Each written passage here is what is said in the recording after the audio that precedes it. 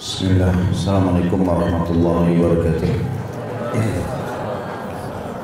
Alhamdulillah, selalu saja kita memuji Sang Pencipta Allah atas segala nikmat yang dilimpahkan kepada kita, dan sebagai seorang muslim kita sangat yakin kalimat Alhamdulillah adalah kalimat syukur, berterima kasih kepada Sang Pencipta, dan dengan kalimat syukur ini semua kebutuhan kita akan dipenuhi dalam roda kehidupan di muka bumi ini. Maka tentu orang yang cerdas yang selalu mengucapkan kalimat Alhamdulillah di lisannya. Selanjutnya kita panjatkan salam hormat kita kepada manusia yang telah diperintahkan oleh Allah untuk mengucapkan kepadanya salam hormat, dan ini dijadikan ibadah untuk orang beriman, dan dibalas satu kali salam hormat dengan 10 kali tambahan rahmat. Dan sering kami ulangi, rahmat Allah luas sekali, masuk dalamnya pengampunan dosa, peninggian derajat, dan pemenuhan segala kebutuhan. Maka setelah memuji dan memuja Allah, Alhamdulillah, sangat wajar sebagai seorang muslim kalau kita selalu mengucapkan salawat dan taslim kepada Nabi besar Muhammad sallallahu alaihi wasallam. Melanjutkan bedah buku kita, beginilah mendidik, atau beginilah seharusnya mendidik anak. Panduan mendidik anak sejak masa kandungan hingga dewasa berdasarkan Al-Quran dan Sunnah. Dan kita sudah sampai ke poin yang keempat tentang sumber dan pedoman pendidikan dalam Islam. Tentu kalau kita reviewkan dari poin yang pertama, yaitu Al-Quran Al-Karim. Bagaimana sudah kita jelaskan panjang lebar ayat-ayat atau beberapa ayat Al-Quran yang menjelaskan tentang pentingnya menanamkan Al-Quran pada anak-anak dalam metode pendidikan. Jadi ada ayat-ayat yang mengingatkan tentang Allah Subhanahu wa Ta'ala, mengingatkan tentang utusan para nabi-nabi, turunnya kitab-kitab dari langit, adanya surga dan neraka, adanya kehidupan alam barzah. Semua ini adalah pedoman pendidikan, sehingga ada penanaman keimanan pada para pendidik kita atau anak didiknya. Kemudian yang kedua adalah sunnah Nabi alaihi salatu wassalam, dan ini juga tidak lepas ya. Setelah Al-Quran harusnya langsung diajarkan sunnah Nabi SAW, cara makan, berpakaian, berinteraksi ya, mau tidur, bangun tidur, masuk kamar mandi, semua punya adab dan tata krama dan ada doanya.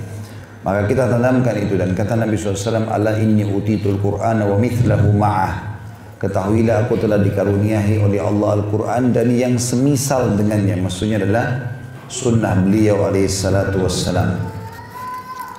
Kemudian sumber pendidikan yang ketiga, dan sudah kita jelaskan juga, masalah menitih jalan kaum salafus saleh. Jadi mencontohi bagaimana cara mereka mendidik anak-anak mereka. Ya. Di antara riwayat yang sudah kita bahas, saya mengingatkan kembali, adalah ada di halaman 164 kalau yang pegang buku, bagaimana Amir Mukminin Umar bin Khattab radhiyallahu anhu pernah berjalan di suatu jalan berpapasan dengan beberapa anak kecil yang sedang bermain. Ketika melihat Umar lewat, mereka lari berhamburan, kecuali satu anak, yaitu Abdullah bin Zubair radhiyallahu anhuma. Beliau kagum kepadanya lalu bertanya kepada anak tersebut, mengapa dia tidak lari seperti teman-temannya yang lain tentunya.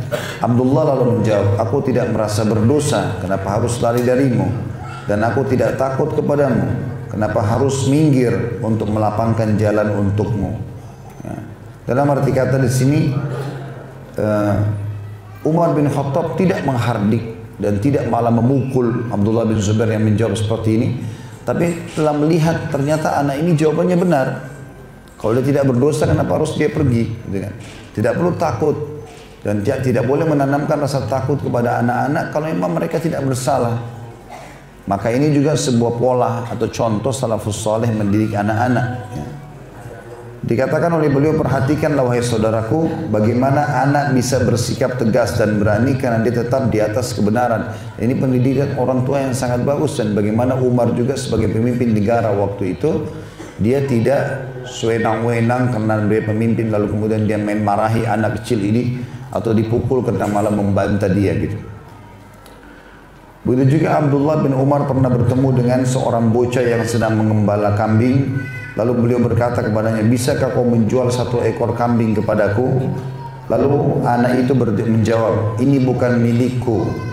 Beliau lalu berkata, katakan kepada pemiliknya bahwa kambing tersebut diterkam oleh serigala. Anak itu lalu menjawab, kalau begitu di manakah Allah? Ibnu Umar setelah itu mengulang-ulangi kalimat tersebut, di manakah Allah? Jadi anak kecil ini justru ya, dengan pendidikan yang baik itu telah memberikan pelajaran kepada seorang tokoh sahabat pun atau ulama sahabat namanya Abdullah bin Umar. Jadi dia ingin menguji imannya anak ini. Kau jual saja kambingmu 1 ekor, saya beli. Tapi kan bukan milikku, kata anak itu. Kata Abdullah bin Umar, bilang saja sama majikanmu kalau diterkam oleh serigala, baru kau ambil uangnya. Dia bilang, kalau begitu di mana Allah? Nah, dalam sebuah riwayat dikatakan anak ini sambil menangis mengucapkan kalimat tersebut. Maka Abdullah bin Umar pun ikut menangis pada saat itu dan bersyukur kepada Allah bagaimana keimanan dan ajaran Nabi SAW sampai ke sosok anak kecil seperti ini yang ada di padang pasir. Jadi teman-teman harus sadari itu ya, kalau anak-anak itu seperti lembaran kertas putih. Apa yang kita isi di situ, maka itulah yang akan menjadi lembaran hidupnya. Kalau kita biasakan selalu takut-takuti dari masih kecil, selalu salahkan, selalu penekanan, pukulan, maka dia tumbuh dalam kondisi seperti itu dan dia merasa inilah pola hidup. Maka dia pun hanya memukul orang, dia pun jahat sama orang. Dan dia juga akan menerapkan turun-temurun nanti pada istrinya, pada anak-anaknya dan pada cucunya dan seterusnya. Maka kita harus hati-hati dalam masa ini. Anak-anak bisa menjadi amal jariah yang sangat besar buat kita, atau malah bisa menjadi dosa yang besar juga buat kita. Ya, kita tergantung bagaimana kita mendidiknya. Selalu jujur Bapak Ibu sekalian kepada anak-anak apa adanya. Pernah Nabi SAW datang ke rumah seorang sahabat, suami istri kebetulan mereka lagi duduk dan punya anak kecil, mau pergi, mau keluar dari rumah. Ibunya karena merasa agak jauh, dia sulit langsung menjangkau anaknya, dia genggam tangannya sambil mengatakan, nak ambil ini. Maka Nabi SAW waktu lihat itu langsung berkata kepada ibu tadi, kalau seandainya di tanganmu tidak ada apa yang kau niat untuk beri kepada dia, maksudnya tadi dia mau kasih kurma, mau kasih makanan, membujuk anaknya supaya jangan keluar, maka kau dicatat ya sudah melakukan satu kedustaan. Jadi nggak boleh sama sekali, nggak boleh takut-takuti anak-anak yang tidak perlu.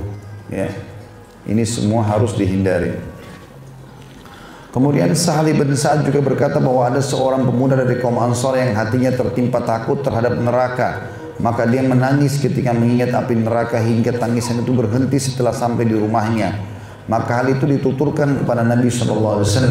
Kemudian beliau datang ke rumahnya. Ketika masuk ke dalam rumah, beliau memeluk anak muda tersebut.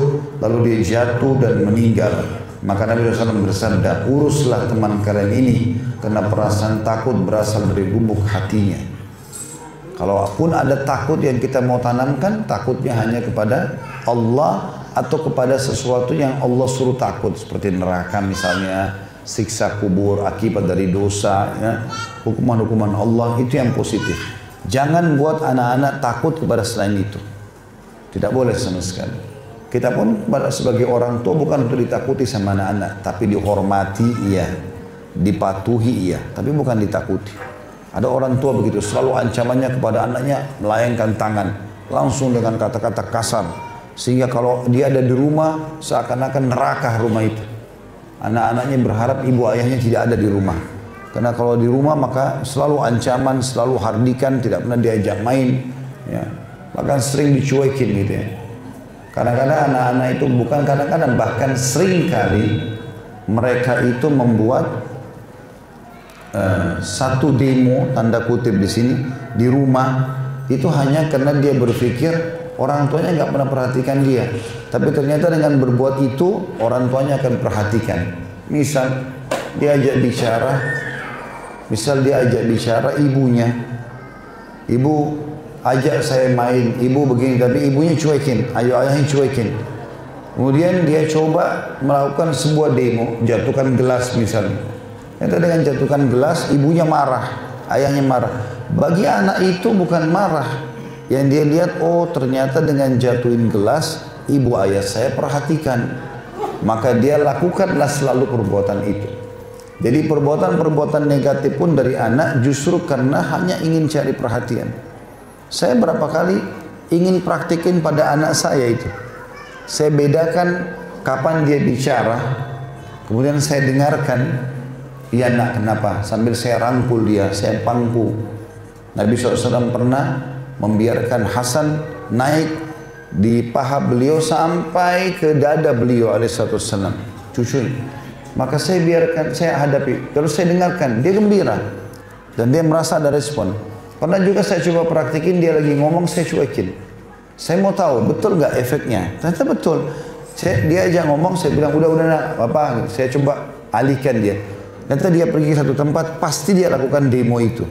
Mungkin pintu dibanting, mungkin ada sesuatu, mungkin dia ganggu adiknya. Ternyata hanya itu. Dia tahu dengan kita dia buat itu, kita akan punya respon. Nah, respon ini yang mereka butuhkan sebenarnya. Respon-respon ini yang dibutuhkan oleh anak-anak tersebut. Maka kita harus tahu masalah ini. Nah, Rasulullah SAW ajarkan di riwayat Sahal bin Sa'ad radhiyallahu anhu, pada saat Nabi SAW dapat seorang anak muda yang sangat takut kepada Allah, justru Nabi datang dan merangkulnya, mendukungnya. Kami punya seorang kerabat pernah terjadi, itu anaknya suka sekali puasa, masih muda, umur 14 tahun, ketemu dengan seorang pamannya, kemudian pamannya puasa, terus ditanya kenapa puasa paman, dijelaskan sama pamannya. Jadi anak ini mulai puasa, rupanya ibunya ini jarang puasa sunnah. Dia lihat anaknya puasa, dia malah menjadi penggoda. Kenapa puasa nak? Nanti kau tidak tahan, nanti begini dan begitu. Ini terbawa perasaan. Bahkan kadang-kadang dipaksa anaknya untuk buka puasa. Ya. Ini keliru. Justru dia rangkul anak itu. Oh Masya Allah udah bisa puasa. Atau dia coba untuk ikut bersama anaknya. Gitu kan? Minimal dukungan positif. Kalau dia dukung perbuatan baik, dia akan panen pahala bersama anaknya. Jangan malah kita jadi penggoda. Ya. Ada banyak anak-anak muda mau hadir di pengajian, dilarang sama orang tuanya. Kenapa dilarang ini? Padahal begitu dia pulang sejam 2 jam dengar pengajian, berubah jadi lebih baik, lebih bakti sama orang tuanya. Kalau majelis ilmu itu benar, pasti kita berubah dalam kondisi membawa ilmu dan iman. Pasti jadi lebih baik dari sebelumnya. Lebih bakti sama orang tua, para istri lebih baik pada suaminya. Suami juga jadi lebih sayang sama istri dan anak-anaknya karena ilmu agama memang mengajarkan itu gitu. Jangan dihalangi. Anak-anak muda banyak mau menikah, dilarang sama orang tuanya. Kenapa dilarang? Karena belum sarjana. Ini sulit. Kalau mau dihubungkan selalu dengan sarjana. Kalau anak kita tidak lulus kecuali 5 tahun lagi, syahwatnya sudah nggak bisa dibendung, terjadilah perzinahan. Dan kita sebagai orang tua egois. Kita sudah punya pasangan, dia tidak gitu kan. Nah, saya bahasakan, jangan hubungkan antara ibadah dengan prestasi dunia. Nggak ada hubungannya itu. Punya kerjaan baru nikah, nggak ada hubungannya sama sekali. Orang tanggung jawabnya suami pada saat dia nikah, akhi dan ukhti, adalah memberi makan istrinya hari itu saja. Ya udah dia kerja, dia dapat 10.000 beli 1 bungkus nasi uduk, ya makan berdua sama istrinya. Itu kewajiban dia. Besok bukan kewajiban dia, kecuali dia masih hidup. Dia masih hidup, kewajibannya lagi kasih makan besok. Kalau dia sudah mati, gugur kewajibannya kan. Jadi bukan berarti orang harus punya harta sekian miliar baru menikah.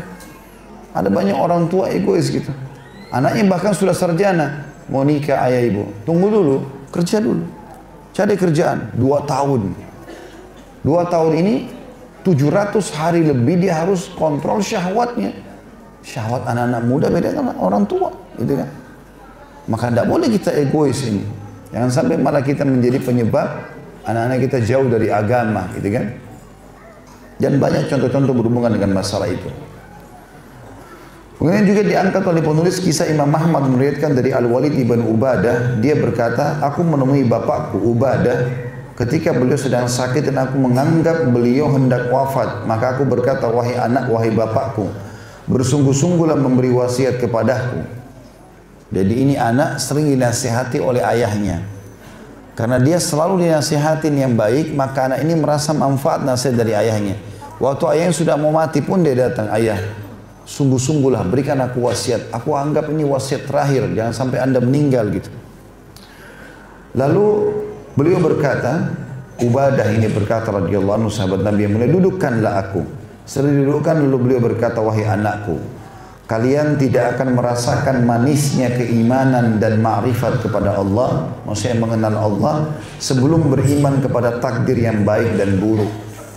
Wasiat pertama, semua yang kau alami, kau suka atau tidak suka, yakin itu ada hikmah Allah di situ. Baru kau bisa rasakan kenikmatan iman. Jadi jangan protes. Ini kok mendung hujan ya? Allah punya hikmah di situ. Ini kok kenapa panas ya? Allah punya hikmah di situ. Kemarin subhanallah pada saat haji, kan umumnya haji itu musim panas ya, panas sekali. Kemarin dengan hikmah Allah sempat hujan sih, ya, itu luar biasa. Tetapi umumnya musim haji itu pasti panas.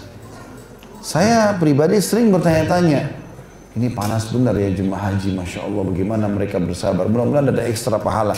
Tapi saya tiba-tiba dapat jawaban sendiri teman-teman. Saya jalan dengan seorang jemaah lalu saya bilang, pada saat itu ada orang yang sakit bersin, flu, ada orang yang macam-macam ya, banyak penyakit, maka orang banyak pakai masker kan, karena cepat sekali menyebar ya, penyakit-penyakitnya umumlah flu, demam dan seterusnya, batuk-batuk.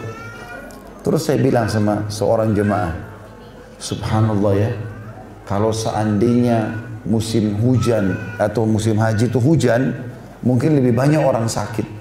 Tapi karena cuaca panas begini, bakteri banyak yang mati. Ya. Hikmah Allah SWT. Sekian juta orang pergi haji ini bisa sakit semua. Maka yang jadi korban sakit tidak banyak. Sekian persen dari jemaah haji. Pasti ada hikmahnya. Allah SWT semua menciptakan dengan hikmah. Maka yang paling utama menurut Ubadah bin Samit radhiyallahu anhu, yang bisa membuat kau rasakan kenikmatan iman, kau akan tentram dan selalu mengejar rahmat Allah, itu adalah kau terima dulu takdir baik dan takdir buruk. Kau suka tidak suka, kau yakin itu dengan hikmah Allah Subhanahu wa taala. Lalu dia mengatakan, aku berkata, wahai bapak, anak itu berkata, wahai bapakku, bagaimana aku bisa membedakan antara takdir yang baik dan buruk? Beliau berkata, ketahuilah bahwa usahamu bukan menjadi penyebab apa yang menimpamu, dan apa yang menimpamu bukan karena usahamu. Maksudnya adalah, kalau takdir Allah sudah datang, pasti kau akan kena. Upaya yang kau kerjakan itu hanya ikhtiar saja.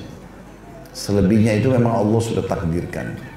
Jadi kau sepenuhnya menerima itu dengan meyakini keputusan dari Allah Subhanahu wa taala. Wahai anakku, aku mendengar Rasulullah SAW bersabda, sesungguhnya makhluk yang pertama kali diciptakan Allah adalah pena. Kemudian Allah berfirman kepadanya, tulislah. Maka pena menulis semua apa yang akan terjadi hingga hari kiamat. Wahai anakku, bila kau meninggal tidak di atas hal itu, maka kau akan masuk neraka. Nah, hadis ini sahih diriwayatkan oleh Imam Ahmad tentunya.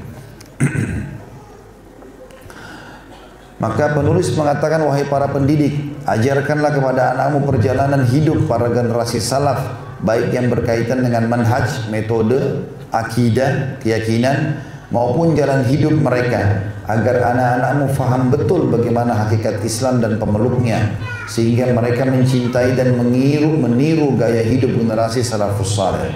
Sebagian ulama salaf mengatakan dalam sebuah syair, kau mencintai orang-orang soleh agar kamu termasuk golongan mereka, karena mencintai satu kaum akan masuk ke dalam kelompoknya. Maksudnya di sini awal potongan syair, selalu buat anak-anakmu cinta dengan para ahli ibadah. Mereka lah yang menjadi idolanya, sehingga mereka selalu menjadikan atau mirip dengan mereka nantinya, para penghafal Quran, imam masjid haram, para sahabat, para tabi'in, orang-orang soleh. Kamu membenci orang yang perdagangannya berupa maksiat, semoga Allah melindungimu dari barang dagangan itu. Artinya, buat dirimu tidak suka dengan orang-orang yang berbuat dosa, jangan berteman sama mereka. Karena kalau kau suka, nanti kau akan terjerumus bersama mereka. Dan itu tanamkan juga kepada anak-anakmu, sehingga mereka tumbuh besar tidak suka dengan kemaksiatan itu. Ya. Saya sudah sering ulangi itu ya, teman-teman. Anak-anak kita masih kecil, biasakan hadir majelis ilmu. Yang perempuan biasakan pakai jilbab dari kecil, ya. Sudah sering saya kasih contoh-contoh dari awal bahasan kita itu. Biarkan mereka mencintai busana muslimnya, biarkan mereka mencintai Al-Quran, sirah-sirah atau sejarah Nabi, sejarah para sahabat, ya. Sehingga tertanam itu.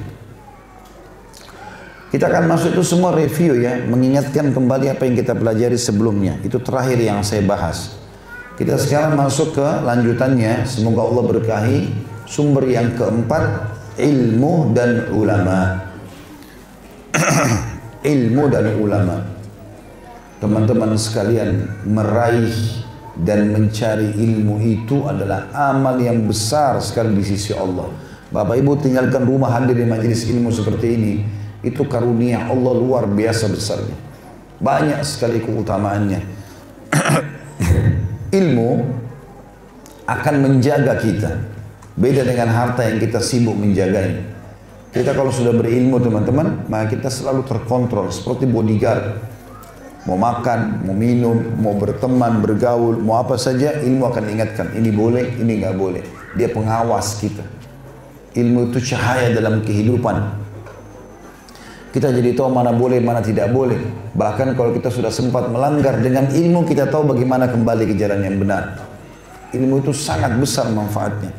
Dan yang luar biasa, sebanyak apapun ilmu kita pelajari, tidak akan pernah mengambil ruang di tubuh kita. Kalau seandainya kita belajar ilmu teman-teman, misalnya satu kali majelis begini 1 jam, kepala kita jadi besar 2 kali lipat. Misal. Ukuran begini jadi besar. 3 kali belajar ilmu jadi lebih besar. 10 kali sudah nggak nampung kepala kita di satu ruangan. Mungkin wajar orang tidak belajar. Ini enggak. Kita tinggal dengar dan dia tertampung di memori kita luar biasa. Biar tiap hari kita belajar 24 jam sampai kita mati, nggak bakal habis ilmu itu. Dan tidak akan ambil apapun porsi di tubuh kita. Nggak ada tempatnya. Kecil sekali masuk. Dan dia berbekas. Sekali kita belajar, dia akan terus bersama kita ilmu itu. Sekali Bapak Ibu dengar begini, oh iya. Walaupun kita belum terapkan, kita sudah tahu, oh pernah saya dengarkan. Ilmu bermanfaat. Itu dari sisi kehidupan kita. Belum keutamaannya. Keutamaannya banyak sekali. Akan kita bahas pada siang ini, insya Allah pagi menjelang siang ini, tentang masalah keutamaan ilmu itu. Dan bagaimana meraih ilmu dari para ulama. Orang-orang yang kompeten di bidangnya. Ya, bukan juga kita belajar ilmu dari sembarangan orang. Kita belajar dari orang-orang yang kompeten di bidangnya, yang memang dia kuasai itu, dia punya dalil-dalil yang jelas. Karena terlalu banyak juga orang yang bergelar-gelar ustadz, kemudian memang tidak memiliki background agama, ya, atau tidak memiliki ilmu yang cukup. Ya. Kata beliau penulis di sini, di antara sumber materi pendidikan adalah ilmu dan ulama. Berteman dengan para ulama dan hadir dalam majelis mereka.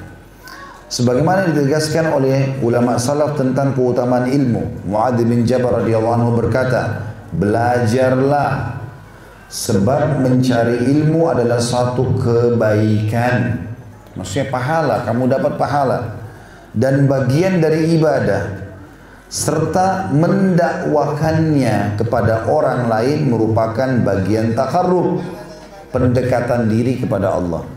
Kita belajar pahala, ajarkan ke orang lain pahala juga.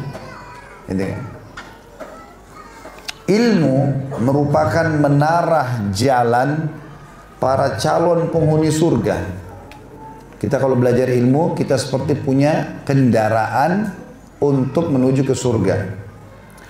Teman dikala kesepian, para ahli ilmu biar lagi sendirian, maka dia akan sibuk dengan ilmunya. Mulai dia baca buku lagi, mulai lagi dia bedah ini, bedah itu. Imam Ahmad rahimahullah pernah tidak sholat malam satu malam, padahal dia rutin sholat tahajud. Nggak sholat malam karena dia sedang memikirkan satu hadis, dia ingin mengeluarkan dari satu hadis itu sekian banyak manfaat. Dia duduk konsentrasi, oh ini manfaatnya, ini manfaatnya, ini manfaatnya, ini manfaatnya. Terus waktu ditanya, kenapa anda tidak sholat malam? Ya, maka beliau mengatakan, karena saya sedang sibuk dengan ilmu semalam dan menuntut ilmu lebih mulia daripada sholat malam. Ya. Kalau ada ilmu, dia bisa memberikan kita jawaban. Bahkan dikala kita kesepian pun sendirian ya. Ibnu Qayyim rahimahullah menulis buku mulia, ada buku yang beliau tulis Zadul Ma'ad, itu hanya di perjalanan musim haji teman-teman. Itu kalau nggak salah 5 jilid buku itu, kitab itu. Dan sampai hari ini setelah beliau meninggal jadi rujukan umat Islam. Perjalanan musim haji saja. Jadi lagi sendirian waktu lowong dia, orang-orang yang punya ilmu itu akan pakai hal-hal yang bermanfaat. Kalau kita tidak punya ilmu agama, kita jadi tidak tahu ini banyak waktu lowong ini, nggak tahu mau buat apa. Orang punya ilmu bisa berzikir, bisa berdoa, bisa mengulangi ilmu yang pernah dia pelajari, bisa menambah ilmu itu dengan membaca ataupun menulis dan segala macam hal. Makanya beliau mengatakan ini sahabat Nabi yang mulia, Muadz bin Jabal ini adalah dai-nya Nabi radhiyallahu anhu. Beliau mengatakan ilmu merupakan menara jalan para calon penghuni surga, teman di kala kesepian, pendamping dalam pengasingan. Kalau kita lagi safar, pergi sendirian pun, maka dia pendamping paling utama ilmu itu. Teman bersanding di kala berduaan, ya. Yang paling baik maksudnya yang menjadi teman kita adalah ilmu. Walaupun kita lagi sendiri. Petunjuk pada saat bahagia dan gundah. Kita lagi bahagia, oh ilmu mengatakan bersyukurlah. Kita lagi ada masalah, ilmu mengatakan bersabarlah. Lalu kita teringatlah apa yang pernah kita dengar dalam majelis ilmu tersebut. Oh ternyata ada salafus saleh yang pernah begini. Oh ternyata ada hadis begini, ada ayat begitu. Jadi kita berkecamuk di benak kita dengan ilmu itu. Ya. Dan juga penjaga ketika sepi. Serta senjata ampuh untuk melawan musuh. Ya. Kalau kita punya ilmu agama, kita akan sangat kuat untuk bisa menghadapi musuh, walaupun fisik kita kurang. Ya. Karena yang membuat orang bisa terdorong untuk mati syahid adalah ilmunya. Kalau tidak ada ilmu percuma. Biar badannya kekar, nggak bakal berani mati. Tapi dengan ilmu, dia bisa mengejar surga. Kata beliau lanjutannya, Allah mengangkat satu kaum dengan ilmu tersebut hingga menjadi panutan dan perbuatan mereka diikuti. Kita kalau belajar ilmu dan kita praktisi, ya. Kalau Bapak Ibu cuma belajar ilmu tidak mengajarkan, maka itu kurang efeknya. Tetapi kalau kita praktikkan lalu kita ajarkan, maka itu akan sangat besar manfaatnya dan akan ada efek kepada orang. Makanya banyak sekali pengajar, kan tidak kurang pengajar kita di Indonesia, Masya Allah banyak sekali. Tapi siapa di antara mereka yang berpengaruh? Pengaruh itu hanya satu resepnya, dia harus menjadi praktisi. Bapak Ibu sholat malam lah, memang dia harus sholat malam dulu, baru berefek. Karena dalil tentang sholat malam sama saja, gitu kan? Bersedekahlah, dia harus sedekah dulu, baru bisa berefek kepada orang.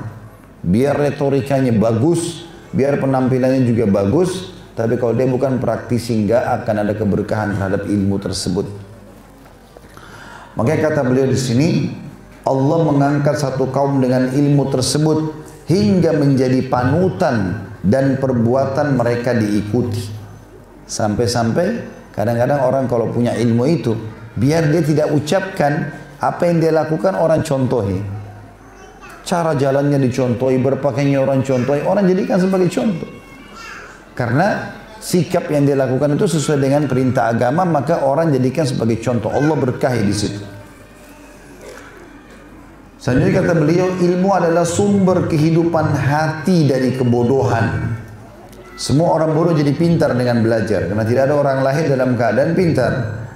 Lampu penerang bagi jalan hidup dari kegelapan. Pada saat kita tidak tahu harus berbuat apa, ilmu datang memandu kita untuk itu. Dan sumber kekuatan tubuh dari kelemahan. Walaupun orang sakit parah, kalau dia punya ilmu, bisa jadi sumber kekuatan buat dia. Oh ini kan pembersihan dosa buat saya. Allah lagi menguji saya.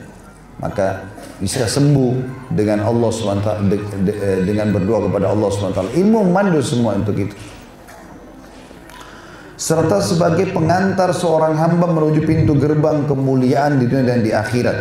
Jadi artinya orang kalau berilmu itu dihormati di dunia, di akhirat juga punya derajat yang tinggi. Biar tampan, biar cantik, kalau kita ngomong bodoh orangnya, jatuh di mata kita. Biar orang itu biasa secara fisik, tapi kalau cerdas, pintar, kita kagum, gitu kan?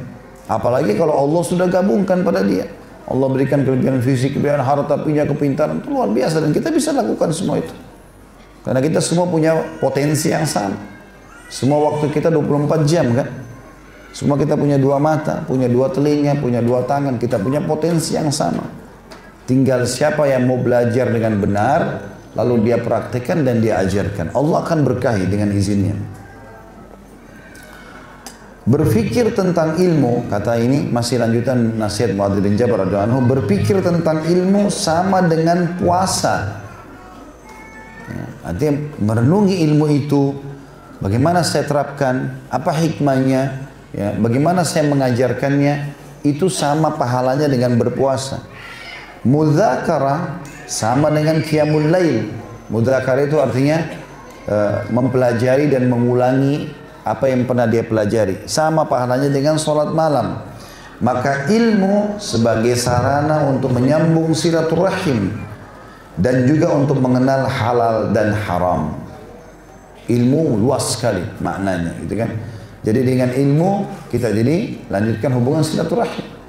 Orang tidak berilmu teman-teman, kalau Allah bukakan sedikit dia harta, maka yang sering terjadi putus silaturahim. Ada kerabatnya miskin, ini orang miskin gak usah saya temani. Bahkan saudaranya nggak dijenguk kalau sakit, nggak dibantu kalau susah. Orang tuanya pun dia nggak mau bakti, karena ada punya ilmu. Tapi kalau orang punya ilmu, dia makin diluaskan rezekinya, makin dekat dengan kerabatnya, makin banyak bantuannya, makin bakti sama orang tuanya. Karena ilmu bermanfaat buat dia. Ilmu mengawasi itu. Dan yang paling penting adalah ilmu mengajarkan kita mana yang boleh dan tidak boleh, yang telah diperintahkan oleh Allah, hukum halal dan haram, sehingga kita jadi mudah untuk masuk ke dalam surga. Itu wasiat sahabat Nabi yang mulia Muadz bin Jabal radhiyallahu anhu tentang keutamaan ilmu. Disuruh belajarlah, belajarlah. Makanya saya pernah berbagi teman-teman sekalian, jadikan simbol hidup kita, tidak ada hari kecuali ilmu. Jangan lewatkan satu hari Bapak Ibu udah dengar ceramah. Dengar ceramah itu. Dengar tausiah. Ya, tentu dari sumber yang benar. Qala Allah, qala Rasul, kisah tentang orang-orang saleh. Karena itu bagus sekali, bekasnya ada. Saya yakin Bapak Ibu hadir begini dengan sebelum hadir akan beda terasa imannya, gitu kan? Benar nggak? Kalau ilmu, majelis ilmu tidak membawa kita kepada tambahan iman, lebih dekat kepada Allah, lebih termotivasi beribadah, lebih takut berbuat dosa, nggak usah hadir. Berarti majelisnya nggak benar gitu. Ilmu itu pasti akan berefek kalau memang dia benar. Dia akan membawa kita kepada perubahan, gitu kan? Itu efek ilmu dan dijaga itu. Jangan bilang, kenapa saya begini ya? Kok saya jadi takut? Justru itu efek ilmu. Itu sangat baik gitu. Selanjutnya penulis mengatakan, penyair pernah berkata, wahai pemuda, belajarlah selagi kayu masih basah, tanah masih gempur, serta tabiat masih gampang menerima.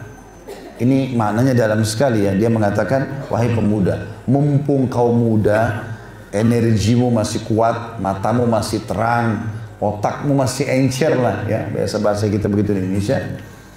Selagi kayu masih basah, ya kau ini masih bisa menerima itu. Tanah masih gempur, badanmu masih subur, masih sehat kamu itu. Dan tabiat masih gampang untuk berubah. Kau masih bisa berubah jadi orang yang keras menjadi orang lembut, orang yang pelit jadi dermawan, masih bisa berubah. Karena orang kalau sudah tua, terbawa dengan tabiat buruk, susah sekali untuk diubah. Karena dia sudah kental dengan itu. Sampai ada penyair lain memberikan gambaran, pohon itu kalau baru ditanam masih lentur, masih bisa kita bentuk pohon itu. Ya, biasanya kalau dia agak bengkok, kita tarik sedikit, taruh penyanggah dari bambu, kan dia bisa lurus kan? Masih mudah. Kan? Daunnya mulai ini kita potong, kita rapiin, masih bisa kan? Tapi kalau dia sudah jadi pohon yang besar, beringin, yang keras, bengkok, nggak bisa dia apa-apa. Jalannya cuma dibiarkan atau dibunuh pohon itu, dipotong, mati, kan itu. Maka mumpung masih muda, ayo sampai Urwa bin Zubair rahimahullah, salah satu ulama tabi'in yang masyhur dengan keilmuannya dan keimanannya, hidupnya semua ilmu. Waktu ditanya angan-angannya, dia mengatakan, saya berharap Allah berikan saya ilmu agama sehingga saya jadi ulama dan mengajarkan muslimin. Ya. Beliau mengatakan dalam satu nasihatnya, tidak ada orang yang paling aku benci dan aku anggap buruk dibandingkan orang tua yang bodoh dengan ilmu agamanya. Mana dia dari masa mudanya itu? Sudah tua sholat aja nggak tahu, gimana ini? Dan dia akan dihisab sama Allah Subhanahu Wa Taala. Makanya dari muda belajar gitu. Tentu orang tua juga kita berharap, kalaupun sudah masih hidup, Allah masih berikan kesempatan, ya dia juga hadir. Tidak ada kata terlambat, tapi mesti dari masa muda harus dimaksimalkan itu. Ya, saya pernah temukan ada salah satu kerabat sudah meninggal rahimahullah. Nanti umurnya sudah hampir 70 tahun. Baru dia bilang, saya ingin membaca serial sahabat dan saya mau menulis buku itu. Sampai ditegur oleh ponakannya sendiri. Kira-kira paman kapan nulisnya? Mata sudah mulai rabun, kekuatan sudah mulai berkurang, jalan ke perpustakaan pun kumpulin data-data tidak mudah. Mana masa mudanya yang 60 tahun, 50 tahun yang lalu ini? Dipakai untuk apa saja? Nongkrong-nongkrong, buang waktu kosong, untuk apa? Gitu. Apa manfaatnya teman-teman?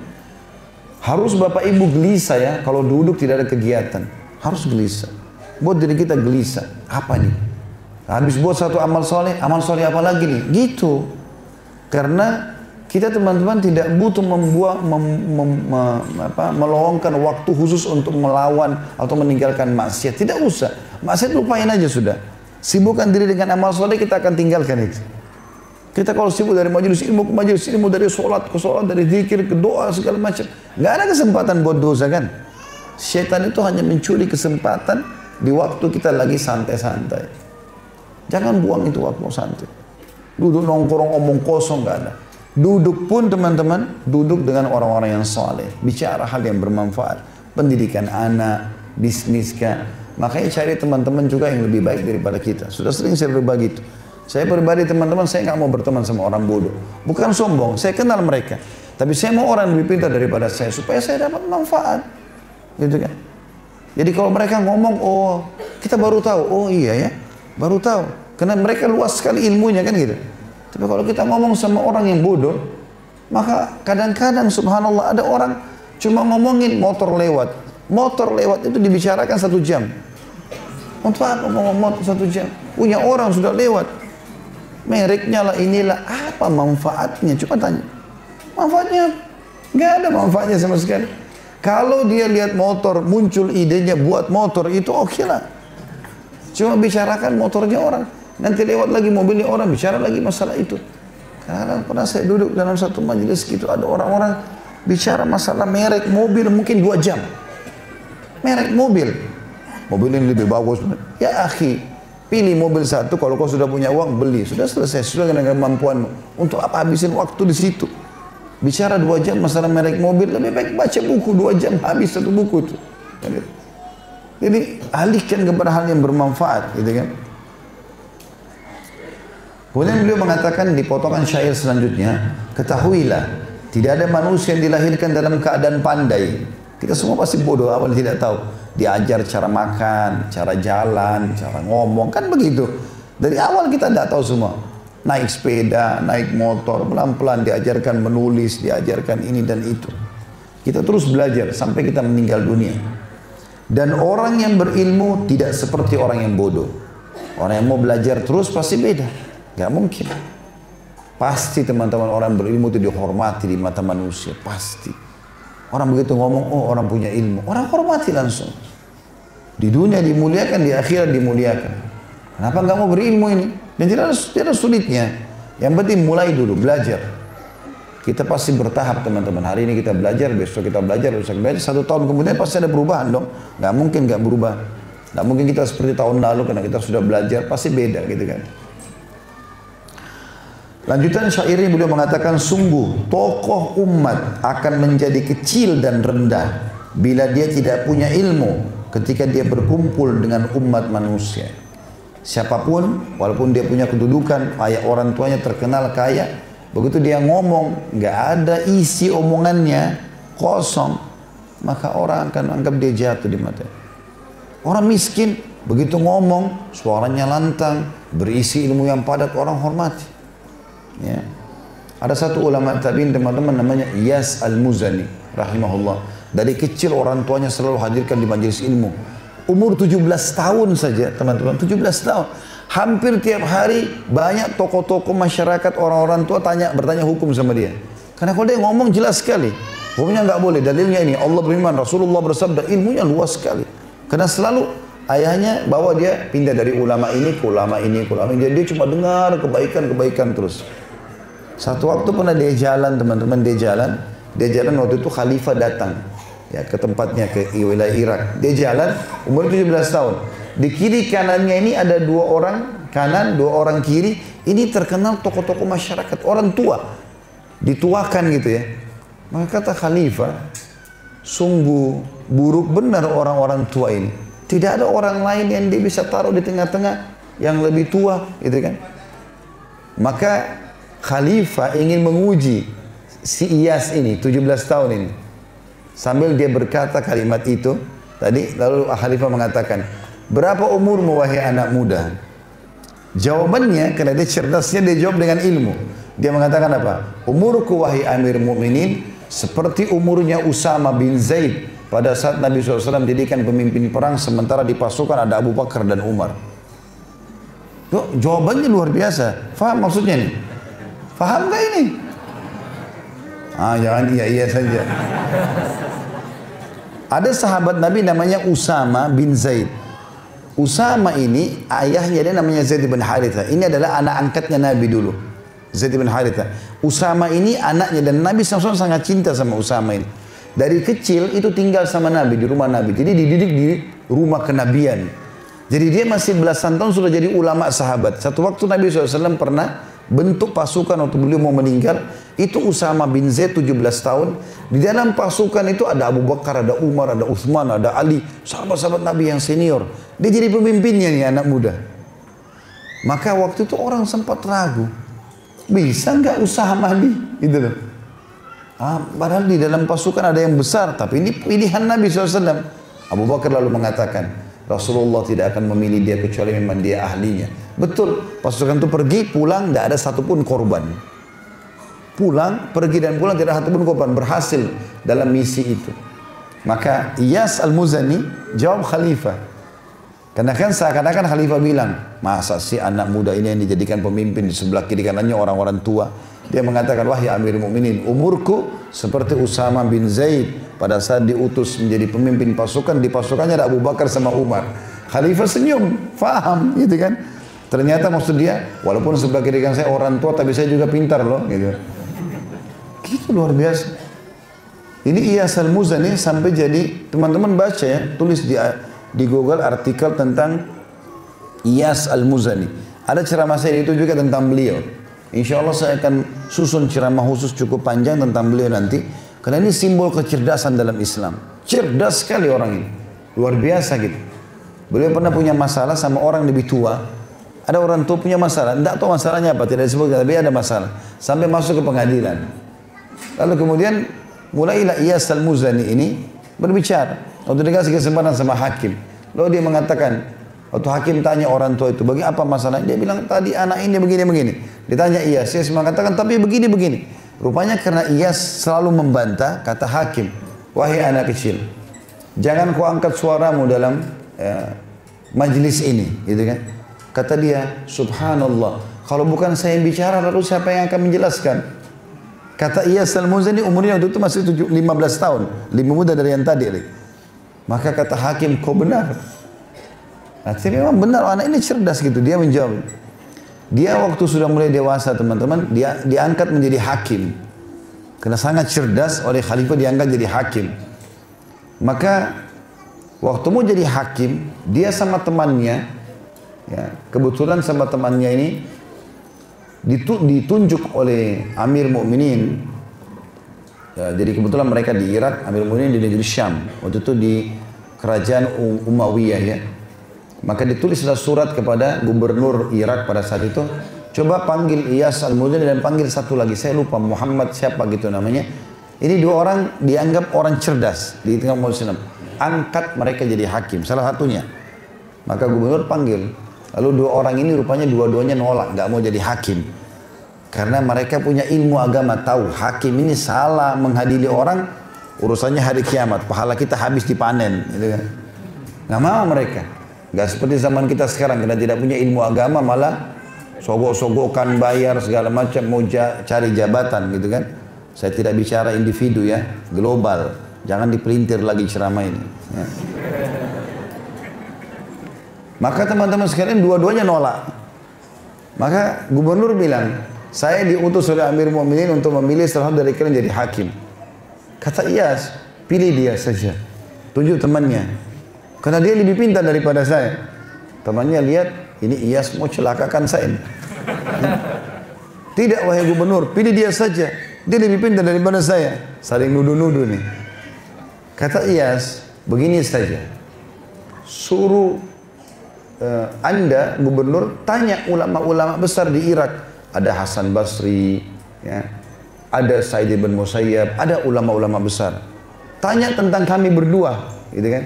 Kebetulan nama yang disebut Hasan Basri dan Sa'id bin Musayyab ini. Ini ulama besar memang. Tanya mereka, siapa yang direkomendasikan Anda pilih. Tapi si yang satu ini tahu, ternyata Iyas memang tidak terlalu dekat dengan dua ulama ini, tapi ulama lain. Yang dua ini kenal dia, gitu. Maka kata dia, Amir, wahai gubernur, jangan tanya, karena keduanya hanya tahu saya, tidak tahu dia. Gimana caranya gubernur bingung, harus ada jadi hakim di salah satunya, gitu kan? Maka kata yang satu ini bilang, wahai gubernur, saya kasih solusi. Ya, saya kasih solusi. Tapi saran saya pilih dia, pilih Iyas ini. Kenapa? Karena demi Allah dia lebih pintar daripada saya. Sekarang saya sudah sumpah atas nama Allah, gitu kan? Kalau saya benar dengan sumpah saya, Anda tidak layak pilih saya. Karena saya sudah sumpah atas nama Allah dia lebih pintar. Kalau saya bohong, saya lebih layak, tidak layak jadi hakim. Jadi nggak ada pilihan, harus pilih dia gitu. Apa kata Iyas? Wahai gubernur, saya punya jawaban. Saya punya jawabannya. Kata gubernur, baik silakan. Dia bilang sebenarnya dia bersumpah atas nama Allah tadi supaya dia lolos dari jabatan. Setelah itu dia keluar dari sini, dia akan bayar kafara puasa 3 hari. Kafara sumpahnya. Maka kata gubernurnya, kalau begitu Iyas kau jadi hakim. Karena tidak ada orang yang bisa fahami tadi. Orang ini berbohong untuk menyelamatkan diri kecuali orang yang faham. Kau sekarang jadi hakim, gak bisa nolak. Makanya jadi hakim dia. Dan kisah pada saat jadi hakim banyak sekali. Cerdas sekali orang ini. Masya Allah gitu. Di antaranya pernah ada orang bertengkar. Yang satu si A sama si B. Mereka saling, yang satu menganggap pernah meminjamkan uang kepada si B. Si A pinjamkan uang si B. Si B pun kiri, nggak ada bukti, nggak ada tulisan, nggak ada bukti, nggak ada saksi. Akhirnya si A mengeluhkan kepada pengadilannya Iyas gitu. Masuklah ke dalam majelis tersebut. Iyas tanya kenapa? Lalu Iyas lihat si A mengatakan saya pernah kasih si fulan uang, tempatnya di sini di bawah sebuah pohon di suatu lokasi, jumlahnya sekian begini di kantong warna ini gini-gini. Maka saya tuntut sekarang untuk dikembalikan. Dia janji kembalikan di hari ini. Ditanya si B bohong. Dia mengatakan, enggak, saya nggak pernah terima. Mana nggak ada buktinya? Saya nggak pernah tahu dia, nggak pernah apa-apa gitu. Ini kira-kira bagaimana cara menghakiminya? Kalau secara kasat mata, kamu nggak ada bukti ya? Ya sudah berarti nggak ada hakmu, kan begitu? Tapi ia cerdas. Dia bilang, baiklah kalau begitu, tunggu sebentar. Dia bilang sama orang A yang tadi merasa terzalim ini, sekarang coba kau pergi ke pohon yang kau pernah kasih uang orang ini. Pergi ke sana. Coba kau duduk sana, renungi sejenak. Mungkin kau teringat, mungkin bukan dia, mungkin orang lain. Mungkin kau teringat selama perjalanan kau pernah kasih, kau sudah pernah terima lalu kau kasih orang lain. Dan apalah. Dia bilang, tidak saya yakin. Tidak, pergilah, ikuti saya. Pergilah. Orang itu ke sana. Sekian lama karena cukup jauh gitu. Iyas Al-Muzani ini rahimahullah mengatakan pada orang si B yang tertuduh ini, udah kamu duduk sini sampai temanmu balik ya. Lalu dia selesaikan perkara-perkara lain. Kata Iyas, begitu saya lihat dia sudah tenang, orang ini, si B, Iyas lagi pecahin masalah, tiba-tiba dia balik. Ah, menurut kau temanmu sudah sampai belum ke pohon sana? Oh belum, jauh. Orang itu jawab, karena spontanitas. Dia kan bohong. Orang kalau bohong tiba-tiba kalau dijebak bisa terungkap gitu. Oh berarti kamu ini yang maling. Begitu datang orang itu dihakimi dan dia akui akhirnya, dipenjara, dicambuk.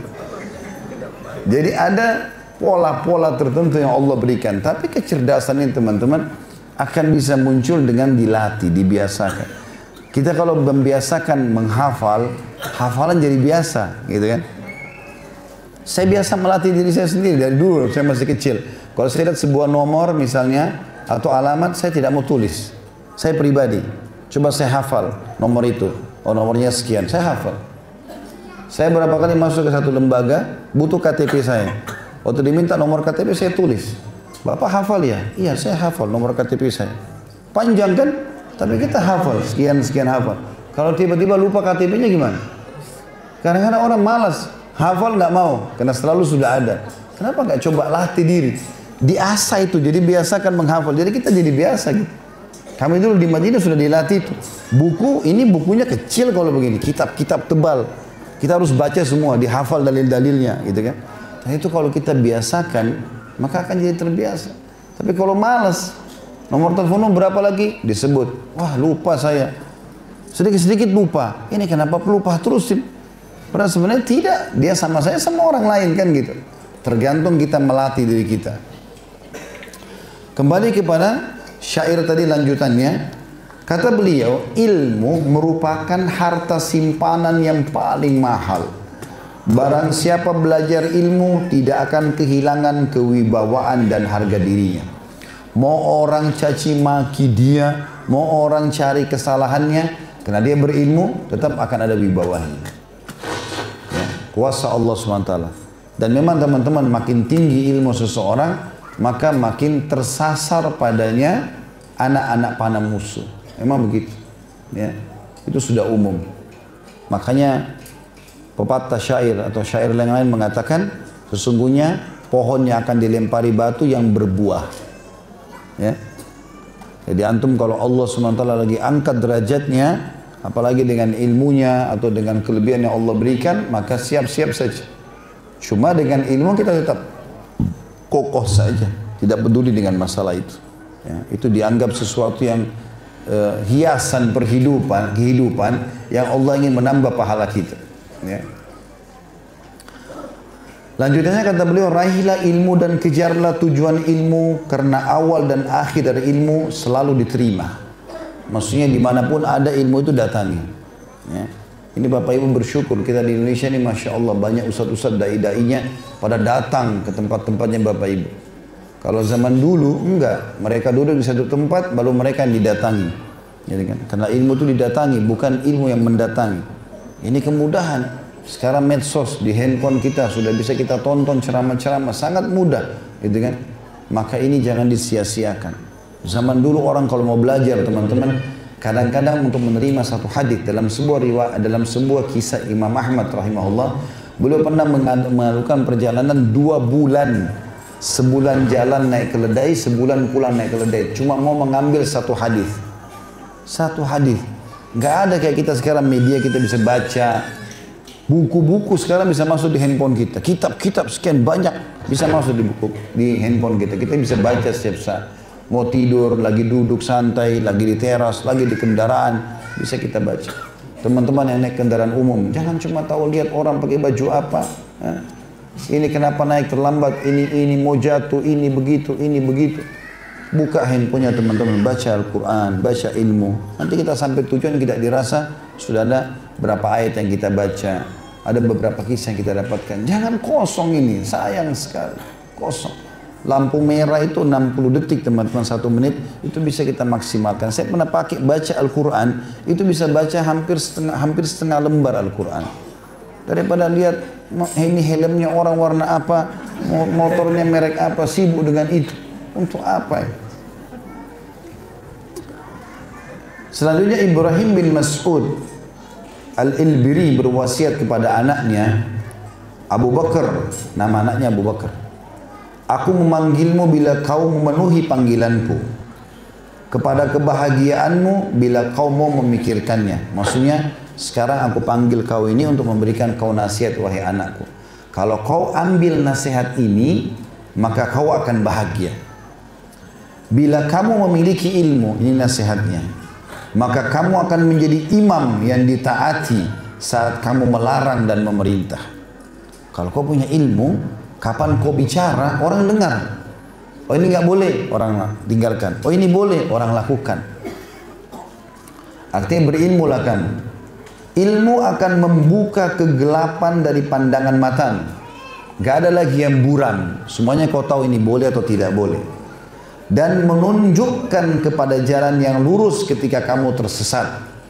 Kapan kau tidak tahu apa yang harus kau lakukan, atau kapan kau sedang menyimpang dari kebenaran, maka ilmu akan mengingatkanmu.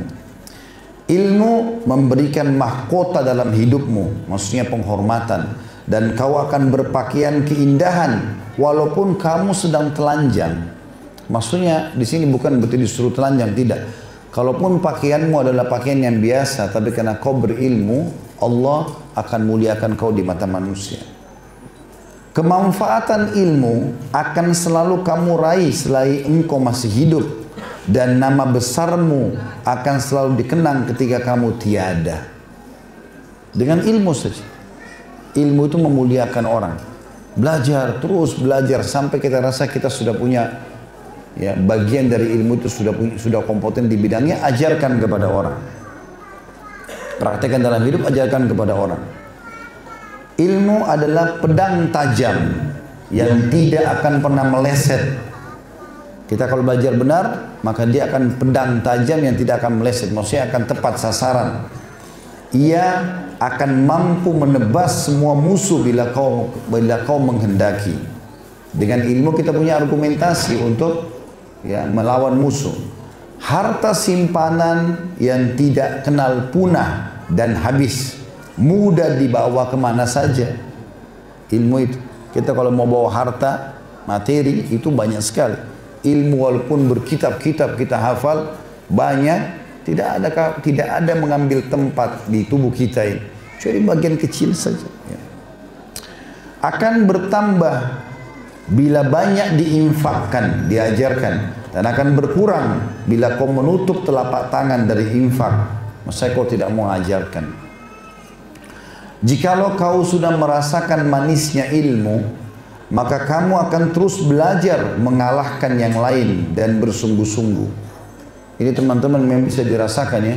Kalau kita sudah cinta terhadap ilmu itu luar biasa. Rasanya kering kalau nggak ada ilmu itu. Ya. Rasanya tidak nyaman kalau nggak hadir di majelis. Saya tahu ada beberapa ikhwah, Masya Allah, di mana saya isi pengajian selalu ada, hadir terus. Ya, mereka tidak merasa, Ustaz kalau sehari nggak ngisi pengajian, nggak ikut pengajian ini sudah rasanya lain gitu. Mereka sudah ketagihan karena sudah merasakan manisnya ilmu itu. Ilmu itu enak, manfaatnya besar. Tidak ada sesuatu yang membebani kita dengan ilmu itu, malah meringankan banyak beban. Ya. Jangan sampai kamu tertipu, kata beliau, oleh hawa nafsu dan kenikmatan dunia, sehingga kau akan terfitnah.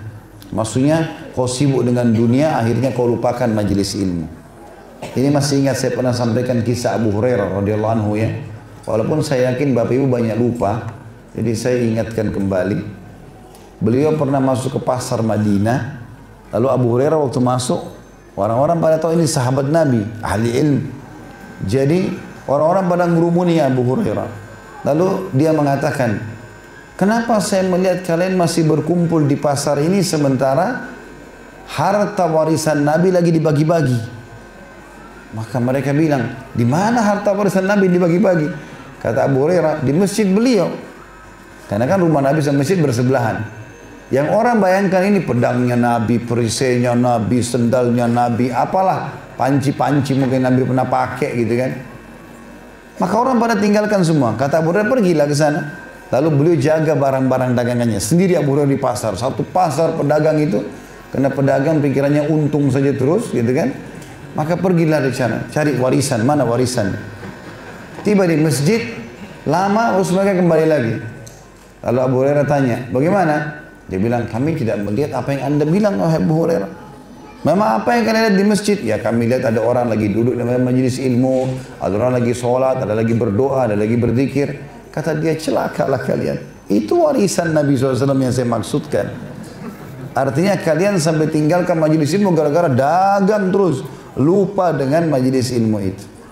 Teman-teman yang punya toko-toko dagangan, bawa radio kecil, alat apakah dengar. Dia cuplikan lagi, tunggu konsumen belanja. Belajar akhi dan ukhti. Gak ada lagi waktu tanpa belajar ini. Jelas nggak ini? Hah? Janji ya? Jadi mulai sekarang harus dengar selalu majelis ilmu itu. Dengarkan ilmu itu. Jangan sampai indahnya dunia melalaikanmu dan perhiasan dunia membebanimu sehingga kamu lupa ilmu. Artinya boleh kita dagang, boleh kita menikmati mobil, rumah, pakaian, silakan. Tapi harus dikemas dengan ilmu. Tidak boleh kosong dari ilmu. Supaya kita tahu makanan, minuman, kendaraan, rumah, pakaian, pasangan hidup, mana yang halal, mana yang haram nih. Jadi kita terkontrol. Gitu. Ruhmu akan sampai kepada derajat ketinggian pada saat kau meninggal nanti, walau kamu tidak makan dan tidak minum. Pasti akan dimuliakan karena kau punya ilmu. Tetaplah istiqomah. Setelah kau belajar, istiqomahlah, konsisten.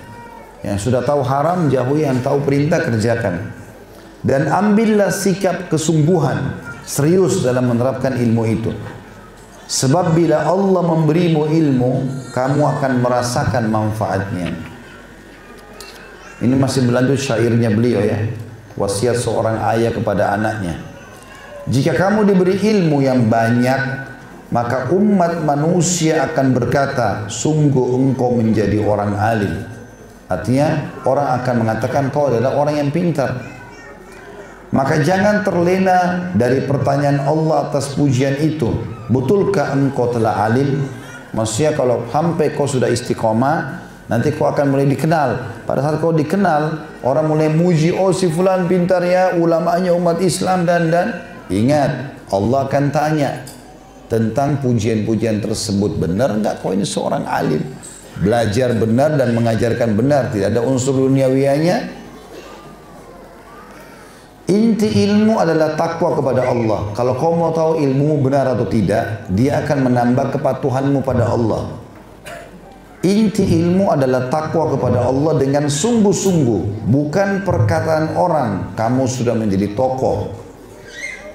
Artinya ada pujian orang, tidak ada pujian orang, dia tetap akan mengajar. Ya. Sebaik-baik pakaian adalah ihsan. Setelah kau bertakwa, maka kau akan berpakaian dengan ihsan. Apa itu ihsan? Kau selalu merasa dirimu diawasi oleh Allah. Itu puncak daripada hasil atau buah ilmu itu. Namun, kami tidak lihat kamu telah mengenakan pakaian kehinaan. Ya. Artinya, kalau kau sampai pada tingkat ihsan, kau merasa selalu diawasi oleh Allah, maka kehinaan akan hilang dari kamu. Bila keilmuanmu tidak bermanfaat, tidak kau terapkan dalam hidupmu, tidak kau ajarkan kepada orang, maka lebih baik kamu tetap dalam keadaan bodoh. Artinya apa gunanya kau belajar kalau kau tidak praktikin dan tidak ajarkan? Apabila pemahamanmu berada dalam kesesatan, maka alangkah baiknya bila kamu tidak faham. Artinya dalam penutupan syair beliau nasihatnya kepada anaknya, kalau kau pun mau belajar dari sumber yang benar, supaya memang ilmu yang kau dapatkan juga benar. Suatu saat keilmuanmu akan berbicara di tengah umat dan akan ditulis orang apa-apa yang kamu sembunyikan. Yang maksudnya ini, apa yang kau rahasiakan pun dari amal solehmu, orang tidak tahu. Allah punya cara pada saat kau meninggal akan mengenang atau akan dikenang sehingga bisa menjadi tambahan amal soleh untukmu. Ya, orang-orang yang berilmu, subhanallah, kisah-kisah mereka dari orang-orang soleh sebelum kita ternukil kepada kita. Padahal mungkin mereka tidak sengaja menukil atau tidak menukil kisah mereka, tapi ada saja yang menceritakan setelah mereka meninggal. Orang berilmu mulia pada saat hidup, mulia juga pada saat meninggal dunia. Wasiat yang lain adalah Imam Malik rahimahullah berkata, tidak boleh mengambil ilmu dari 4 orang dan boleh dari selain mereka.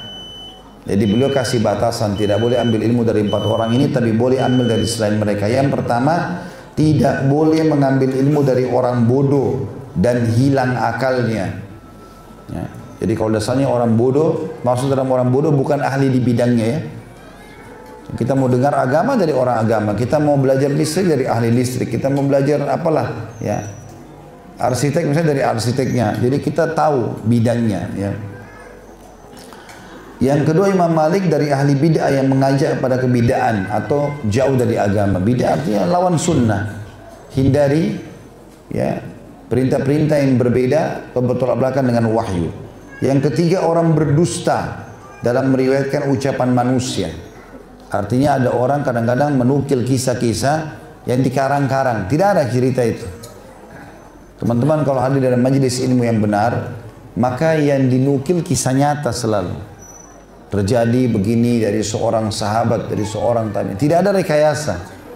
Ada orang ingin memberikan pemahaman pada orang lain tapi bohong. Cerita bohong. Cerita tentang alam jin, cerita tentang alam ini, alam itu yang tidak masuk akal gitu. Tapi tujuannya baik, hanya untuk membuat orang faham. Ini nggak boleh sembarangan begini. Ya, Imam Malik malah melarang ambil ilmu dari orang seperti ini.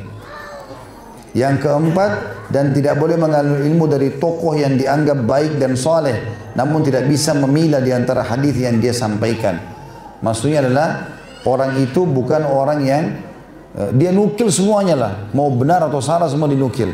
Kalaupun ada salah diingatkan, dia tidak mau kembali. Hanya dia pikir karena dia sudah terkenal, udah nggak mau tahu. Salah malu untuk diingatkan. Ini keliru.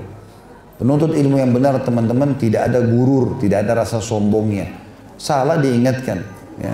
Saya pernah baca sebuah hadis, kemudian saya sebutkan periwayatnya, riwayatkan Imam Muslim. Ternyata memang riwayat Imam Bukhari. Ada seorang ikhwan Zahullah yang datang kepada saya. Ustaz, tadi hadisnya itu saya baca di buku tadi di Putman riwayat Imam Bukhari. Ustaz mungkin salah sebut. Oh iya benar salah. Saya langsung luruskan. Bukan aib. Kenapa harus malu? Lalu merasa oh ini karena murid saya nggak boleh dengar. Enggak. Bahkan dari anak kecil pun kita dengar. Ya. Bagaimana tadi contoh Umar bin Khattab, Abdullah bin Umar mendengarkan dari anak-anak kecil. Nah kalau itu benar kita dengarkan. Jangan bilang oh kamu anak kecil ngerti apa. Padahal sebenarnya kita tahu yang disampaikan benar. Ya. Malik ibn Anas berkata juga, sungguhnya ilmu ini adalah agama. Maka lihatlah dari siapa kamu mengambilnya. Ya. Saya akan tutup dengan statement ini. Insya Allah karena sudah masuk waktu duhur dan ada pertanyaan, silakan kalau ada pertanyaan. Badi'uz Zaman Al-Hamadani, kata beliau, kata penulis buku, berkata, ilmu memiliki sasaran yang sangat jauh. Tidak bisa diburu dan diraih oleh orang tercelah. Kalau ada orang dasarnya niatnya tidak benar, dia hadir majelis ilmu hanya untuk cari-cari kesalahan orang, tidak bermanfaat ilmu itu buat dia. Tidak bisa dilihat dalam mimpi, tidak bisa dikendalikan dengan tambang, yang menarik dengan tali misalnya, dan bukan warisan nenek moyang. Maka ilmu ibarat sebuah tanaman yang tidak hidup kecuali di tanah yang dipenuhi dengan kesungguhan atau diraih dari hujan taufik penuh dengan keberkahan, maksudnya Allah berikan untuk memudahkan buat dia, atau dengan tabiat yang bersih dari penyelewengan dan semangat ruh yang terus menerus, atau kesabaran sebagai siraman yang bermanfaat. Ilmu merupakan tujuan yang tidak bisa diraih kecuali dengan tersungkur di tanah liat, mengangkat sebongkah batu besar, mengusir perasaan jengkel dan kesal, mengarungi lautan yang sangat berbahaya, betah begadang, banyak merenung dan mengasah akal fikiran. Artinya ilmu itu akan didapatkan dengan kesungguhan. Semua kesimpulan dari penyampaian ini adalah sungguh-sungguh, serius, ikhlas, maka akan didapatkan itu. Tidak ada ilmu bisa ditarik dengan tambang, ya, bisa dibeli dengan uang. Tidak. Memang dia ilmu harus dengan cara belajar. Allahu a'lam. Nanti kita lanjutkan insyaallah pertemuan akan datang dengan sisanya. Masih berlanjut tentang ilmu dan juga para ulama, dan kita akan lanjut insyaallah kami serahkan dengan statement Imam Syafi'i rahimahullah. Itu saja. Subhanakallahumma bihamdika asyhadu an la ilaha illa anta astaghfiruka wa atubu ilaik. Assalamualaikum warahmatullahi wabarakatuh.